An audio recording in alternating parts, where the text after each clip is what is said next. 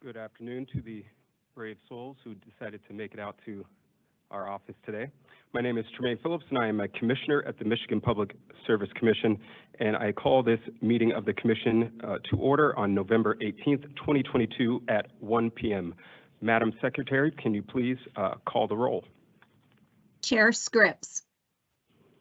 I am not present in person today due to having recently tested positive for COVID, so we'll be observing the meeting remotely. Commissioner Phillips. Present. Commissioner Peretick. Present. Commissioner Phillips, 2 commissioners are present in person, therefore you have a quorum. Thank you, Madam Secretary. Today's meeting is being held in person at the Commission's office at 7109 West Saginaw Highway, Lansing, Michigan. We are also hosting this meeting remotely using Microsoft Live Event. It is compatible with all browsers except Safari. Telephone relay service is available through the phone option. If you are participating via the live stream, you may also turn on the live captions by clicking on the closed caption or CC button in the lower right corner of the screen. As indicated in today's meeting notice, if we lose the remote connection, the commission will not recess. The meeting will be recorded and available for future reference on the commission's website. In addition, the commissioners can receive comment via email at mpsc_commissioners@michigan.gov. For reference, this email is also included in the Q&A feature on the live stream event on your computer and in the meeting notice. We will also have an opportunity for the public to make comment as provided in the agenda. A few notes about this. Comments should be limited to 1 per person and can be made verbally in person or by calling in or in writing via the live stream Q&A feature. If you are participating via Teams application, you can use the Q&A feature and type your comments in the box at any time during our meeting, and we will have those queued up to read at the conclusion of our meeting. The Q&A function should be used to submit public comments directed to the commission. If you would like to make verbal comments, you may do so in person or by calling into the meeting by phone. To minimize disruptions, attendees participating by phone will be muted until we reach the time for public comment. The first order of business is approval of today's agenda for the commission meeting. I move for the approval of the agenda for today's commission meeting. I second the motion. Is there any discussion? We will now have a vote on the motion to approve today's agenda. All those in favor of the motion say aye. Aye. Aye.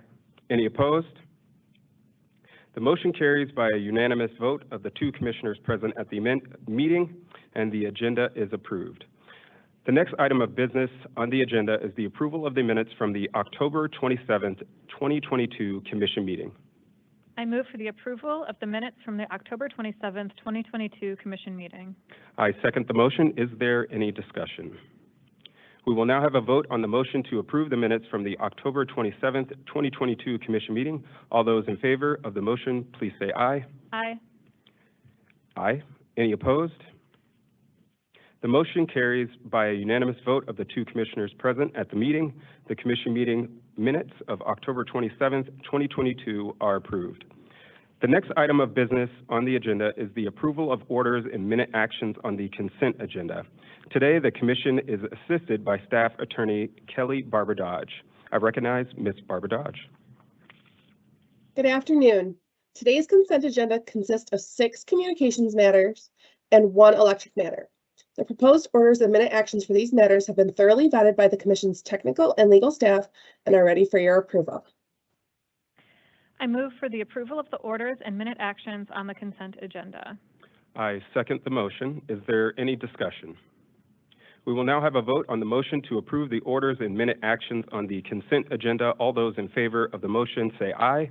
Aye. Aye. Any opposed? The motion carries by a unanimous vote of the 2 commissioners present at the meeting, and the orders and minute actions on the consent agenda are approved. I recognize Ms. Barbadage.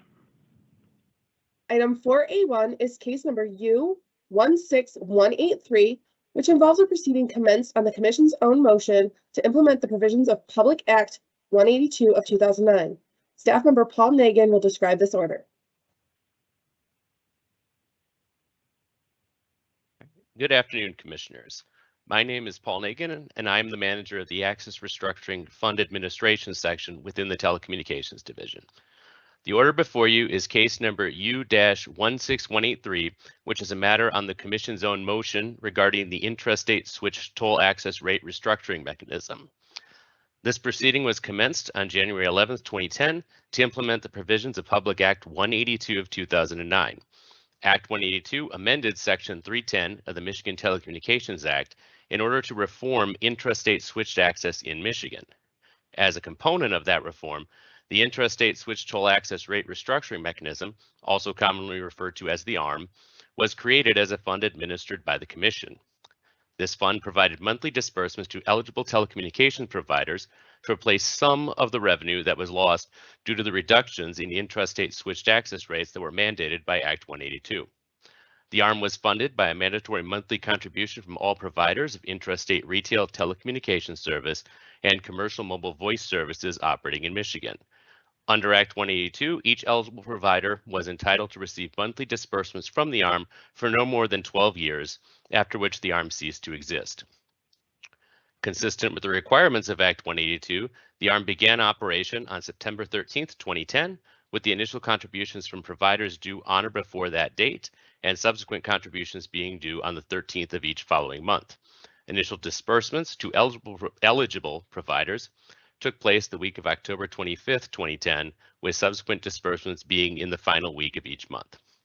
In the 12 years since the ARM began operation, the Commission has administered the fund, issued orders in this docket to adjust the contribution percentage as needed, and as required by Act 182, collected data and recalculated the fund size in 2018. The final contributions and revenue submissions from contributing providers were due on August 13th, 2022, and the final disbursements to eligible providers were made the last week of September of this year. At this time, all appropriate revenue submissions and contributions have been completed by contributing providers, and the final disbursements to the 38 eligible providers have been made. Therefore, as of the end of September, the ARM has ended. During the 12 years that the ARM has been in operation, there was a monthly average of 240 contributing providers that have contributed approximately $162 million to the restructuring mechanism. Of that amount, $157 million has been dispersed to the 38 eligible telecommunications providers to help recover intrastate switched access revenues that were lost due to the access charge reforms mandated by Act 182. The remainder of the funds collected were used for the administration of the ARM. Commission staff has worked to ensure the proper closing of the ARM fund. Lastly, the Commission will issue its final report on the ARM to the Governor and Legislature by December 1st of 2022. As the ARM has ceased to exist, the order before you closes case number U-16183, which has been the primary docket for ARM filings and orders for the 12 years it's been in operation. Thank you. Thank you, Mr. Nagin. I move for the approval of the order in case number U-16183. I second the motion. Is there any discussion? I do have brief comments that I would like to make.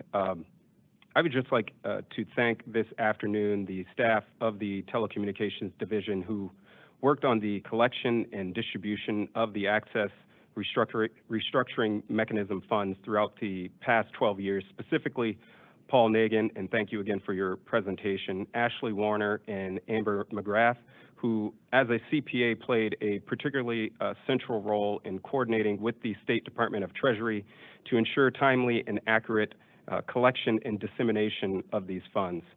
I also would like to thank Tim Witt and Shannon Hartman, who now work in other divisions at the MPSC, but were also instrumental in the management of this funding mechanism. Your individual and collective work, as well as the efforts of your former Telecommunications Division colleagues, ensured the collection and distribution of over $150 million in ARM funds since 2009. And though this work sometimes went unheralded, we recognize that your due diligence and commitment to the steadfast management of these funds throughout the last 12 years ultimately provided support for rural incumbent local exchange carriers, thereby ensuring access to affordable telephone service for thousands of rural customers throughout the state of Michigan. So thank you once again, Mr. Nagin, and to your team's ongoing work on telecommunications matters at the Commission. We will now have a vote on the motion to approve the order. All those in favor of the motion, please say aye. Aye. Aye. Any opposed? The motion carries by a unanimous vote of the two commissioners present at the commission meeting. The order in case number U-16183 is approved. I recognize Ms. Barbara Dodge. Item 4B1 is case number U20757, which involves a matter on the Commission's own motion to review its response to COVID-19 and to provide guidance and direction moving forward. The order before you extends the deadline for the Commission staff to file a second interim report detailing the progress and recommendations of the Energy Affordability and Accessibility Collaborative to March 17th, 2023. I move for the approval of the order in case number U-20757. I second the motion. Is there any discussion? We will now have a vote on the motion to approve the order. All those in favor of the motion, please say aye. Aye. Aye. Any opposed? The motion carries by a unanimous vote of the two commissioners present at the meeting. The order in case number U-20757 is approved. I recognize Ms. Barbara Dodge. Item 4B2 is case number U20836, which involves an application filed by DTE Electric Company for authority to increase its rates for the sale and distribution of electric energy. Staff member Jill Resnick will describe this order. Good afternoon, Commissioners. On January 21st, 2022, DTE Electric Company filed an application with the Commission to increase its rates, amend its rate schedules and rules governing the distribution and supply of electric energy, and for miscellaneous accounting authority. The rate increase sought in this proceeding is based on the company's projections for investment, expenses, and revenue for a 12-month period ending December 31st, 2023. DTE initially requested a base rate increase of $388 million, but revised this amount to $367.9 million in its reply brief, and then again to $367.2 million later in the case process. DTE requested a return on common equity of 10.25% with an overall rate of return of 5.56% after tax, 6.98% pre-tax. The company explained in its application that additional revenues are necessary for increased investments in plant involving generation and the electric distribution system and the associated depreciation and property tax increases. The company's proposal included funding for several pilot programs, the majority related to distribution operations, generation, marketing, and demand response. The company's application also included a request for approval of tree trimming surge funding deferral for calendar years 2023 and 2024, and approval of various accounting proposals, such as expansion of its electric vehicle pilot program, regulatory accounting treatment for certain costs associated with the time of use rate offering, proposed accounting for unused low-income assistance residential income assistance credits, accounting for a pension expense deferral mechanism, a COVID-19 compliance expense regulatory asset, and a customer outage credit regulatory asset.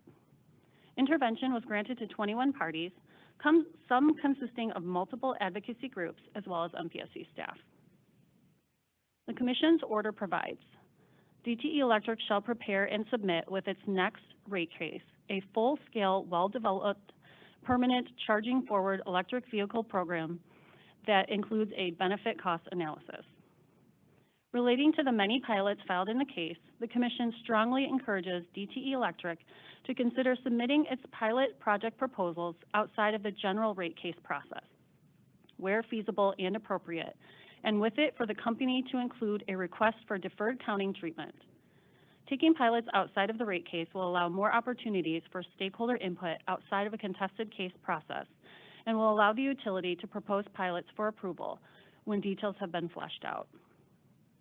Relating to emergent replacements, which are investments required to perform repairs and replacements of overhead and underground power equipment when damaged during storms, the Commission directs DTE Electric in its next rate case to present evidence related to inflation adjustments needed for emergent replacements.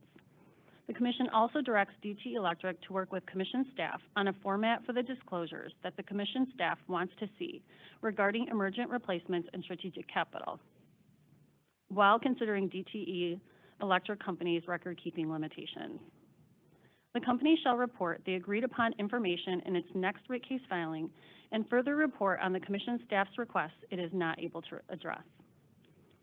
DTE Electric Company shall revisit the customer connections, relocations and other program, and the strategic capital spend programs currently used and reassign, where necessary, spend that aligns with the purpose of emergent replacements. The Commission directs the company to work with MPSC staff and various stakeholders to conduct one or more technical conferences in the first quarter of 2023 to explore the benefits and costs of hardening the company's 4.8 kV distribution system versus other alternative options such as conversion or tree trimming. Within 90 days from the date of this order, DTE Electric is directed to file in a new case docket as a contested case proceeding the options available to customers with distributed generation systems should DTE Electric Company decide to cap participation in its current distributed generation program. The Commission directs DTE Electric to file within 120 days from the date of this order in case number U-20757, the COVID response docket, a report detailing the company's current approach to enrolling customers in its low-income assistance program and include current enrollment data from 2021 and 2022. Following the submission of the company's report, the Commission directs the Energy Affordability and Accessibility Collaborative to initiate, according to a schedule set at the discretion of the collaborative, a stakeholder discussion of enrollment in the low-income assistance program and submit a report and recommendations to the Commission. The Commission directs DTE Electric within 90 days from the date of this order to supplement its voluntary green pricing program application in case number U-21172 with a straw proposal of a Rider 17 community solar project as described in the order. The Commission directs DTE Electric to include future analyses such as overlay maps, charts, graphs, and other displays that provide a visual or data-informed understanding of more holistic impacts of electric infrastructure investments on customer communities in future rate cases and distribution plans. DTE Electric shall work with the Commission staff towards the full development of the Commission staff's proposed limited recovery of outage credits. In its next general rate case, DTE Electric is expected to provide an update on its analysis regarding its tree trimming program, including improving efficiency and evaluating potential benefits from utilizing a variable cycle. The Commission adopts a 5-year average for project storm restoration expenses and approves an O&M increase of $14,777,000 for storm restoration. The Commission finds DTE has sufficiently offset its O&M expense by its tree trim surge savings cost estimate. Therefore, the Commission approves DTE Electric's $103.9 million base O&M for tree trimming and surge funding of $67 million in 2023 and $52.7 million in 2024. The order before you adopts a test year of November 1st, 2022 through October 31st, 2023. A 50-50 debt-to-equity capital structure, a jurisdictional rate base of $20.406 billion, an authorized rate return on common equity of 9.9%, and an overall rate of return of 5.42%. The order authorizes DTE Electric to implement rates that increase its annual electric revenues by $30.56 million over the rates previously approved by the Commission in its May 8, 2020 order in case number U-20561. DTE Electric is authorized to implement the rate increase on November 25th, 2022. Thank you. Thank you, Ms. Rusnak. I move for the approval of the order in case number U-20836. I second the motion. Is there any discussion? Yes, thank you. First of all, I want to thank our staff at the MPSC for all of their diligent work on this case. This rate case set a record in Michigan for scope. there was testimony from 104 witnesses contained within 5,696 pages of transcript and 776 exhibits. The proposal for decision, it was itself 749 pages. It's truly a feat to accomplish all of this in the 10-month statutory deadline. I also want to thank the company and all of the interveners for their thoughtful contributions as well. I want to start by addressing the amount of the revenue increase that's in the order, $30 million, or $30,557,000. It's important that there's enough evidence contained in the record that there can be confidence in every project and investment to be able to approve funding. We, the Commission, are held to a standard of only approving reasonable and prudent investments. There needs to be enough evidence on the record to be able to be confident that customer money is being spent in a reasonable and prudent manner. And if this confidence level isn't high enough due to lack of support on the record in this case, I want to highlight the fact that this evidence can be presented in future rate cases and reevaluated for approval. And I encourage this for projects and investments that are in the public's best interest. I'm excited to see a new residential time of use rate and to see pilots for some innovative and beneficial projects such as non-wires alternative projects to effectively integrate distributed energy resources into the grid, a lithium-ion battery to replace a diesel-fueled peaker plant, a pay-as-you-save financing model for electric transit buses, make-ready rebates for EV chargers, and continued residential rebates for installation of home EV chargers. I'm also excited to, in the future, see better support on the record for many other innovative pilot projects that will help Michigan with the clean energy transition and help maintain affordable rates. I want to acknowledge the work needed on reliability in our state and the need for investment, but reasonable and prudent investment in the aging infrastructure. I hope that the company, MPSC staff, and stakeholders will be able to collaboratively develop solutions in technical conferences. I also want to acknowledge the challenges of forecasting test year sales coming out of the pandemic years of 2020 and 2021. Our residential electric usage habits have changed, and in this rate case, usage must be modeled for the test year to be able to set rates. It's important to use the data that we have and to find the most reasonable prediction using the evidence on the record.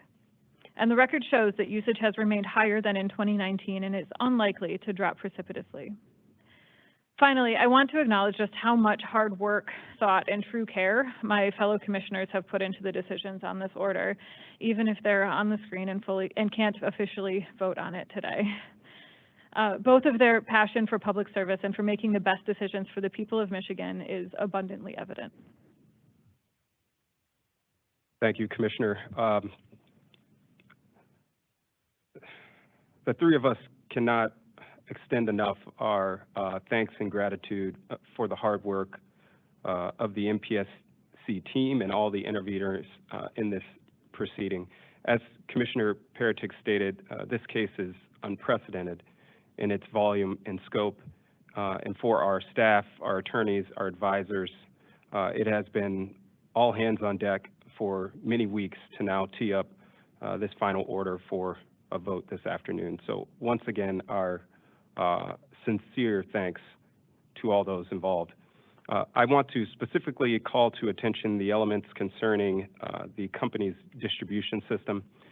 As we have stated during previous meetings, our state is faced with the concurrent challenges of how we improve the reliability and safety of the distribution system and prepare for the further integration of electric vehicles and distributed generation, all while keeping a focus on the issue of customer affordability, equity, and access. We do not have the luxury to address these challenges in succession. Instead, we must continue to address them all simultaneously, even as external factors, whether it be inflation, supply chain constraints, federal policy, or climate change, continue to dynamically change the shape and speed of all of these challenges and how they interconnect with one another. For those distribution system proposals for which the company made timely justifications for the reasonableness and prudence of their investments, we continue to support efforts that enhance the reliability and safety of the system for customers, including continued funding for the company's tree trimming and surge program, storm restoration efforts, and non-wires alternative pilots. The order also provides a much-needed path forward for evaluating, funding, and increasing the transparency of the company's plans to harden and convert its 4.8 kV distribution system. Furthermore, the order for our vote this afternoon continues the Commission's previous support for pilots that allow for the ongoing integration of electric vehicles, including continued rebates for residential, commercial, and DCFC chargers, as well as the support for an innovative financing pilot that will allow for the further adoption of electrified transit buses. And we encourage the company in a future proposal to expand this pilot to include electrified school buses as well. We all recognize that we have a long way to go, but the directives and language that make up today's order are another step to building and maintaining a resilient and reliable distribution system that we know is possible and that ratepayers throughout the company's service territory expect as well as deserve. We will now have a vote on the motion to approve today's order. All those in favor of the motion, please say aye. Aye. Aye. All those opposed? The motion carries by a unanimous vote, and the two commissioners present at the meeting today is unanimous vote of the two commissioners present at the meeting today. The order in case number U-20836 is approved. I recognize Ms. Barbara Dodge. Item 4B3 is case number U21225, which is a matter on the Commission's own motion opening a docket for load servicing entities in Michigan to file their capacity demonstrations as required by MCL 460.6W. The order before you addresses the recommendations set forth in the Commission staff's October 20th, 2022 memorandum filed in this docket and related comments to those recommendations. I move for the approval of the order in case number U-21225. I second the motion. Is there any discussion? We will now have a vote on the motion to approve this order. All those in favor of the motion, please say aye. Aye. Aye. Any opposed? The motion carries by a unanimous vote of the two commissioners present at the meeting. The order in case number U-21225 is approved. I recognize Ms. Barbara Dodge. Item 4B4 is case number U21189, which involves an application filed by Indiana Michigan Power Company requesting approval of its integrated resource plan pursuant to MCL 460.6T and other relief. The order before you grants Indiana Michigan Power Company and the Commission staff's joint motion requesting an extension of certain statutory deadlines set forth in MCL 460.6T subsection 7 to allow for consideration of a proposed settlement agreement and provides a tentative schedule in the event that the settlement agreement is contested. I move for the approval of the order in case number U-21189. I second the motion. Is there any discussion? We will now have a vote on the motion to approve the order. All those in favor of the motion, please indicate by saying aye. Aye. Aye. Any opposed? The motion carries by a unanimous vote of the two commissioners present at the meeting. The order in case number U-21189 is approved. We have now reached the time reserved for members of the public to address the commission. As mentioned in the notice for today's commission meeting, we will take public comments in the order first of individuals attending in person at the meeting.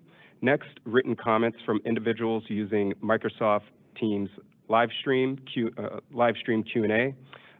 Then verbal comments from individuals submitting names in the Q&A feature and who have called into the meeting. And finally, from individuals participating through the phone option. If anyone attending in person desires to address the commission this afternoon, please come up to the podium. I would like to recognize first Steve Schultz.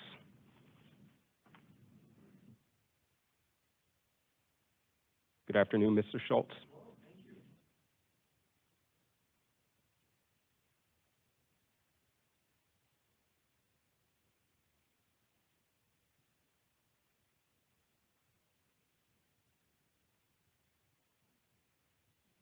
sorry. It's Should I okay. start over, or no? No, Okay. we can hear you. I'm here to talk about the major delays that we are seeing with the construction of fiber to the home due to uncleared MISTIG locates.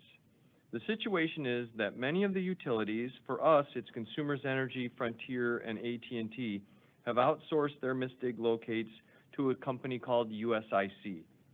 Unfortunately, USIC is seriously understaffed, under-resourced, and simply can't deliver on the agreements with the utilities that it performs those locate services for. Our state's 811 MISTIG service is a collaborative. We all depend on each other to do our part. That includes the utilities, property owners, construction companies, and the locating services.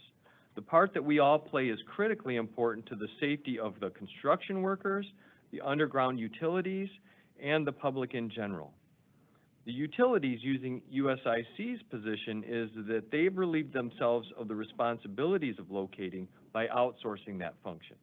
Our perspective is that these utilities are ultimately still have the duties and responsibilities to have their locates done in a timely and accurate manner. As we've watched our contractors struggle with delays over the summer, the problem seems to get worse and worse. We estimate that one project has been delayed by 12 weeks since the middle of summer due to this. My company is 1,000% committed to building fiber to the home internet service in areas around us. But as we're seeing an estimated $2 billion of additional funds coming to Michigan for that purpose over the next several years, this problem could get much, much worse. We ask that the commission and its staff look into these issues and help all of us resolve these problems. I would like to make myself available for any questions that the commissioners or the commission staff, particularly in the telecom division, might have. And I thank you all very much. Thank you, Mr. Schultz. Next, in person, I would like to recognize Warren Henderson.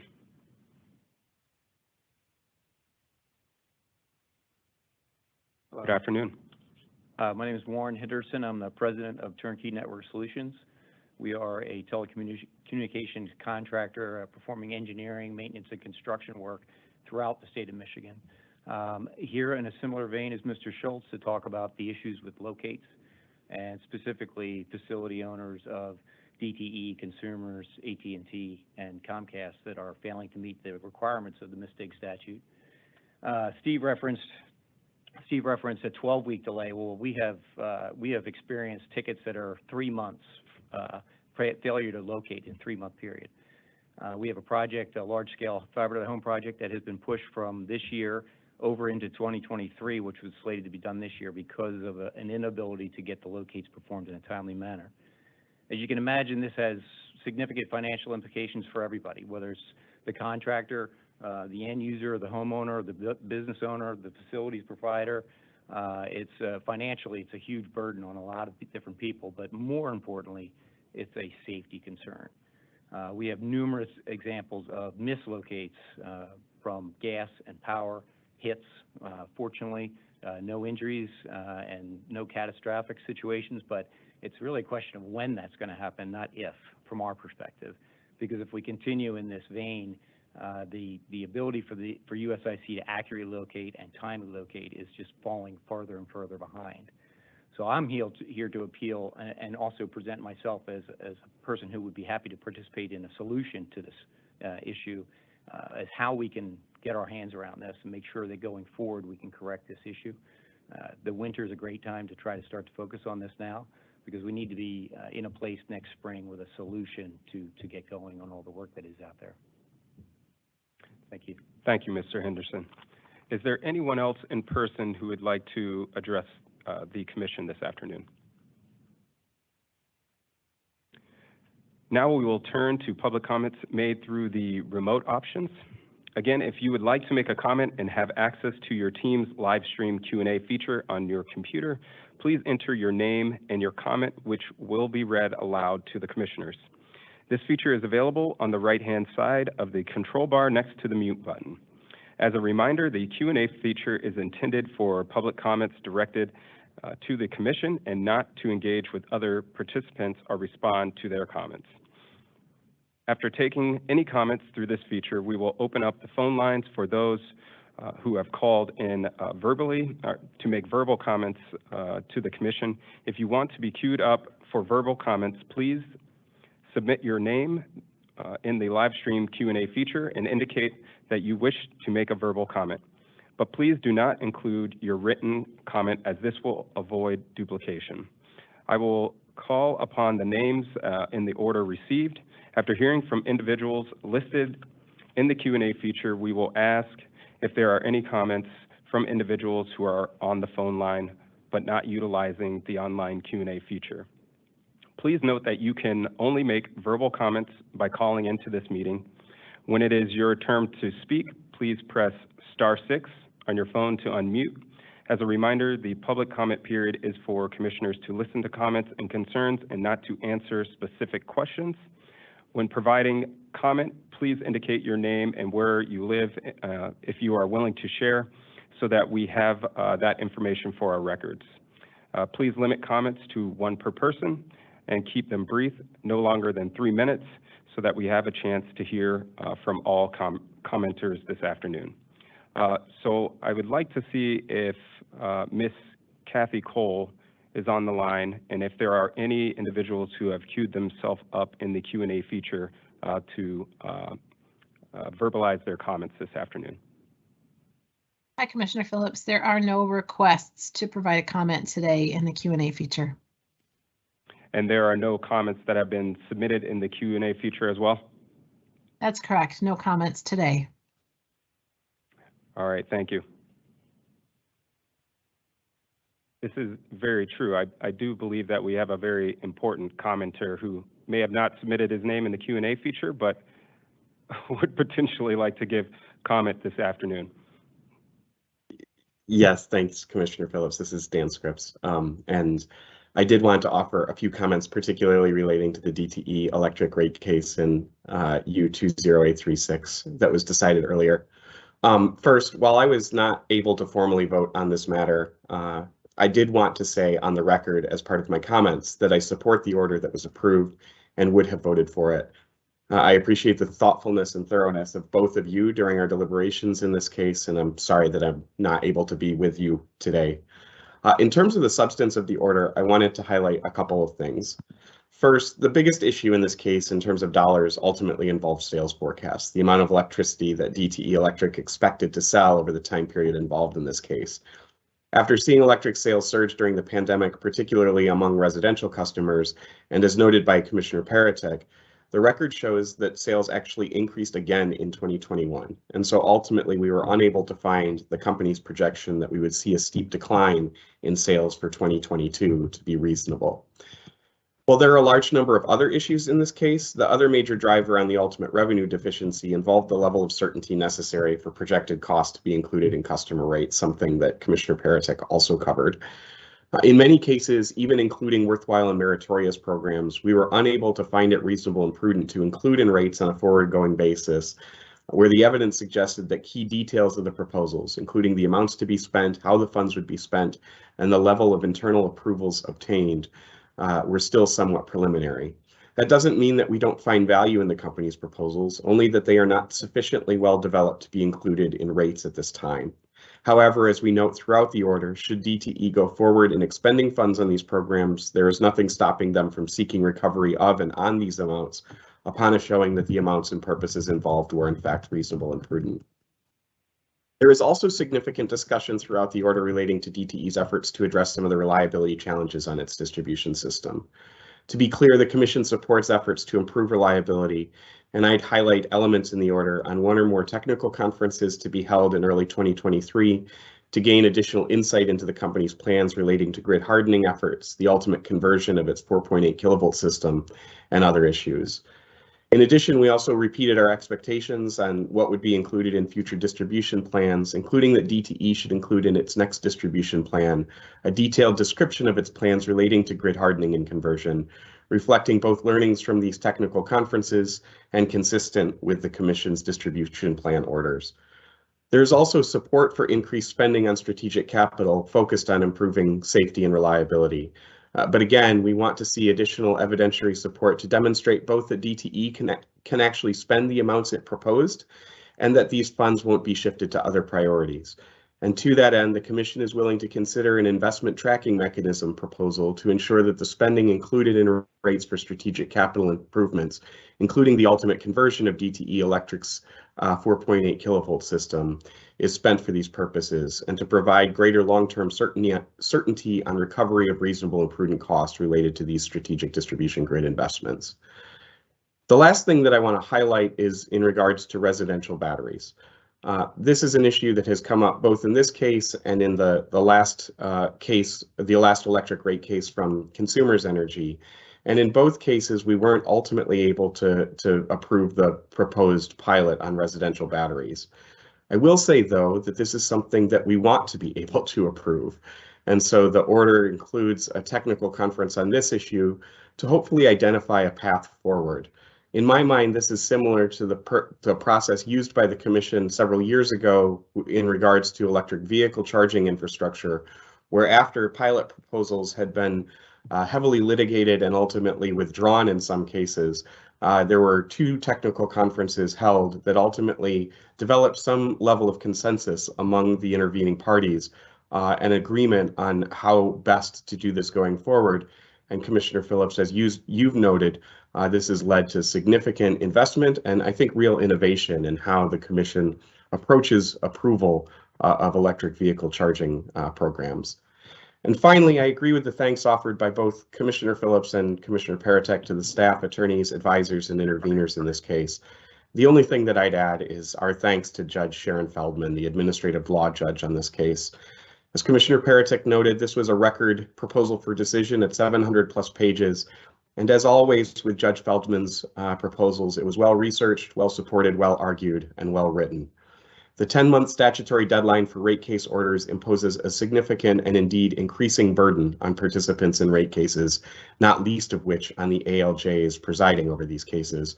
And I want to express the Commission's appreciation for Judge Feldman's continued good work. Again, I wish I could be there with you today. I hope to be back soon, and thanks for your leadership in my absence. Thank you, Chair, and I hope you are snowed in, but also recovering, and we would like to see you in person again here quickly and very soon. Are there any speakers who have called into the meeting and who would like to provide their comments at this time? Please press *6 to unmute.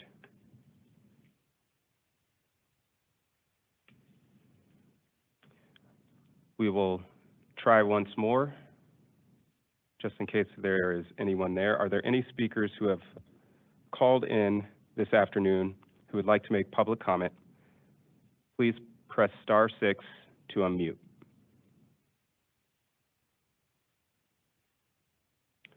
Okay, that concludes this afternoon's public comment. Before we adjourn today's commission meeting, I did want to make one announcement. On November 14th, the MPSC released to the public the annual Distributed Generation Report, which, among other trends, highlighted the continued growth of Michigan's distributed energy program. Of note, the report found that the state's distributed generation program rose by 37% in 2021, adding over 3,700 new distributed generation customers. There are now over 14,000 participating distributed generation customers and systems throughout the state of Michigan, with DG installations in every Michigan county. Also of note, DG program installations primarily include solar PV systems. 97% of installations are actually solar PV systems, far outpacing wind, hydroelectric, and methane digester installations. Lastly, at the end of 2021, the report notes that there are over 2,300 DG customers with battery storage installations for a total battery storage capacity of almost 13 megawatts. We encourage those who are interested in reading and reviewing the report to access the document on the MPSC website. And we once again thank staff for all of the hard work and attention to detail that is required in producing this annual report. Are there any other announcements? Well, that concludes today's commission meeting. The next regular commission meeting is scheduled for Friday, December 9th, 2022 at 1:30 p.m. Is there a motion to adjourn today's commission meeting? I move to adjourn today's commission meeting. I second the motion. We will now have a vote to adjourn today's commission meeting. All those who vote aye, please Aye. indicate now. Aye. Any opposed? The motion carries by unanimous vote of the two commissioners present at the meeting. The meeting is adjourned. Thank you.